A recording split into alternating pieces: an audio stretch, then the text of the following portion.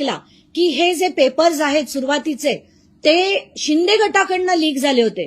कारण शिंदेना काही मुख्यमंत्री पद हवं होतं म्हणून शिंदेकडनं लीक झाले. कोणी म्हणतं राष्ट्रवादीला आता डच्चू द्यायचा आहे मुख्यमंत्र्यांना म्हणून हे सगळं केलं जातंय. स्थानिक स्वराज्य संस्थेत मला वाटतं कोल्हापूरला अजित पवार आणि शरद पवार एकत्र येत आहेत हे ऐकून देवेंद्र फडणवीसांनी हे पेपर लीक केलेत. हे ज्यांनी कोणी लीक केलेत ते आत्ताच्या घटकेला लीक केलेत. पण मला असं वाटतं की हे इतके घाण भ्रष्टाचारी आहेत की यांच्या विरुद्ध आता खरंच पेटून उठण्याची गरज आहे. तुम्ही यापूर्वी सुद्धा सिंचन घोटाळा काढला होता, कुठली कारवाई झाली नाही, दादा त्यातून पण वाचले.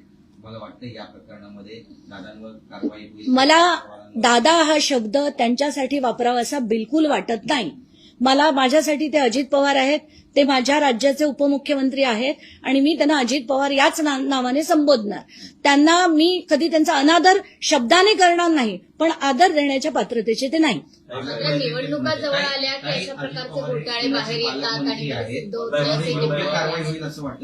मला आताच्या घटकेला तेच ते जेव्हा म्हणाले पत्रकार परिषदेत की निवडणुका तोंडावर आल्यावर आरोप होतात आणि आता आणि आरोप होतील, तर त्यांना कदाचित कल्पना असेल की कारण मी तेव्हा अमेरिकेला होते, अमेरिकेहून मी सोमवारी येणार होते, आल्यानंतर मी हे लावून धरेन हे देखील त्यांना कदाचित माहिती असेल. म्हणून त्यांनी आधीच डिफेन्समध्ये म्हणून टाकलं की आता अशी आणि अनेक येणार आहेत.